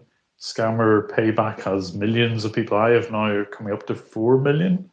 And that does actually give me, thankfully, a reasonable revenue stream. It means that, and I've only been able to do it this year, I've got YouTube as a full-time career. But it has taken me 7 years to get to that point. It's difficult. I wouldn't give up the day job immediately. I certainly couldn't myself. But at least at this point, because of the people who regularly tune in, and it's thanks to them and thanks to the people who are sitting in this call that I'm able to do what I do. And I know that there's others in exactly the same boat. So I just want to thank you, because it is something that, although I never planned on doing when I first uploaded videos, at this point, it's now a point where it is kind of my life. And I've got to thank the people who are tuned in for that. So thank you all. Yeah, for sure. I want to piggyback off what Jim said. A lot of folks I recognize from the community that watch all of us, and there's people that banded together to put money together for victims of scams. I think about Susan. When we ran across, she had lost $30,000, and people from around the world put money together to make her whole again. And the community that watches scambaiting, they support so much, just from watching to donations, or watching the streams, watching the videos. I mean, they're everywhere. They're fanatical about this stuff. And it's because it's honestly the most bright, caring community that I've seen. And it's incredible to watch it, because they have a heart for victims. They want to save people and protect people too. So they get to kind of do it through us. So whether they're watching Jim, Pleasant, myself, Deo, Carl, it's supporting everything that we do. So big shout out to all the community that watches Scambaiting, and all of you out there. I'm not going to name any names, because if I don't name, then I will get a tweet or a message. Why didn't you say my name? But everyone, you know who you are. I love you. So we have an incredible community of people that has really lifted us up, or else we probably wouldn't even be here today, honestly. So thanks, guys and gals. Thanks, Pierogi. Yeah, it's, I watch you myself all the time. I watch all of you guys all of the time, and I really love everything that you guys do, especially when we're saving victims and getting in there. What do you guys? So I know that you guys have been able to make people whole again. Is there anything that you do specifically to do that, or is there anything that people can do to get involved to help out with that? Yeah, I mean, we had something we called the Force for a little while. It was kind of hard to keep track of it, I guess. So we just started writing checks to people, and we came across them and hey, you lost $5,000. Here's a check. You lost $1,500, and we try to utilize a portion of what people give in super chats and donations and stuff to scam victims. Now, when you start getting hey, I lost $50,000, I lost $100,000, that's a very large number. But that's what I'm getting at is for people that donate and give and watch and stuff. We try our best to help as many people as we can, whether it's $500 or $5,000, whatever the dollar amount is. And even just the fact that all these folks are calling these scammers and wasting their time and exposing them and getting information, that's a huge help too. So you have the victim side of it, but and the thing I wish that people would understand too is it's really difficult to quantify. Hey, I saved this person. I heard them on the phone. I'm Jim Browning, and I called up this victim before they were scammed. So they never lost the money in the first place, but they were about to lose $30,000, but Jim called, or Pleasant Green called, or Deo called, right? So I think that's something to be said as well.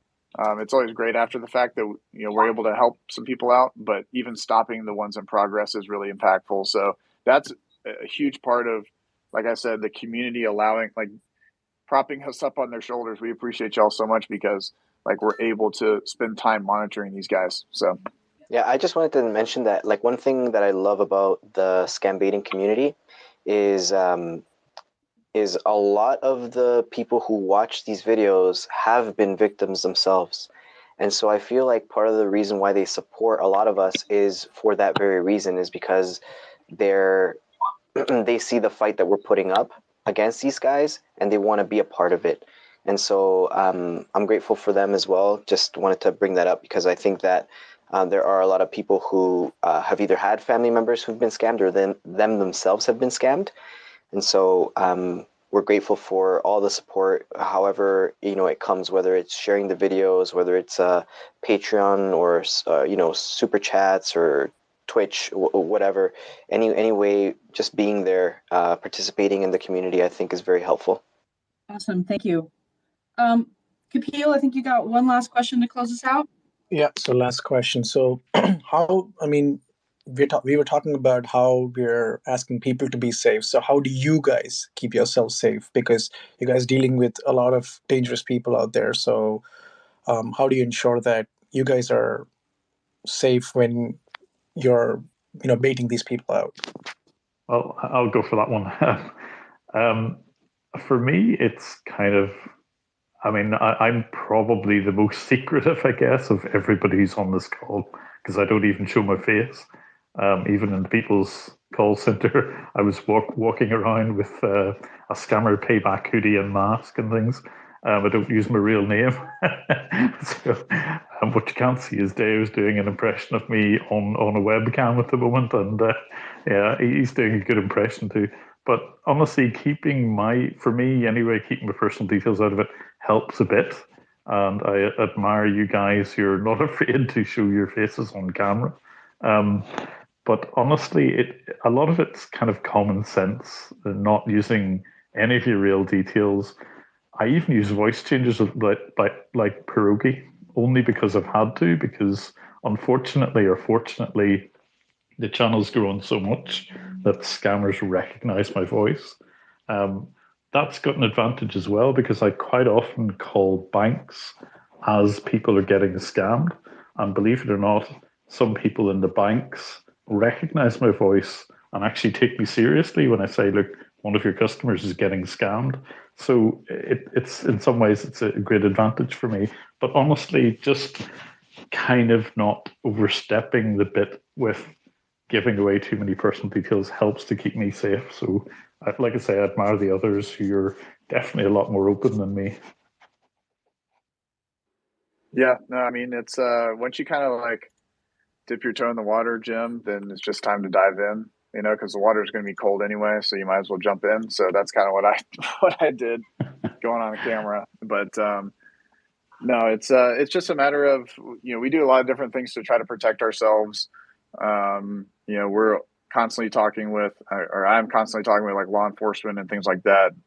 How do we do a better job protecting ourselves and having the cyber background that I do have? I'm not saying I'm the smartest person in the world. There's a bunch of people way smarter than I am, but I do know some fundamentals. So I try to implement those on our network and, how my team, we have people that work in my office and how they protect themselves, not clicking on this or on that or whatever.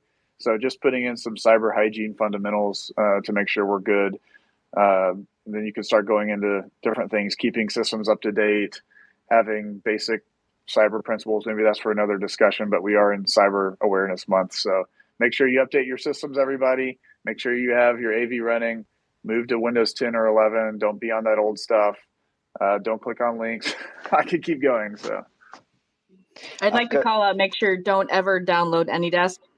Nobody ever needs you to do that.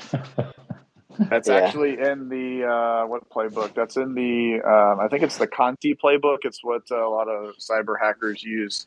That was just released. A lot of ransomware hackers, they actually use AnyDesk in that. So anyway, yeah, if you want to keep your grandmother safe, modify your host file to reroute AnyDesk and all of the other remote access software to your local IP, and that should help keep them safe. So, Kapil, I just wanted to make sure I understood the question. Are you asking like how we as scambaiters keep ourselves safe, from being found like out in public kind of thing, or do you mean like online as well? I mean, public and online, both. Yeah. So I never wear any of my merch while I'm out.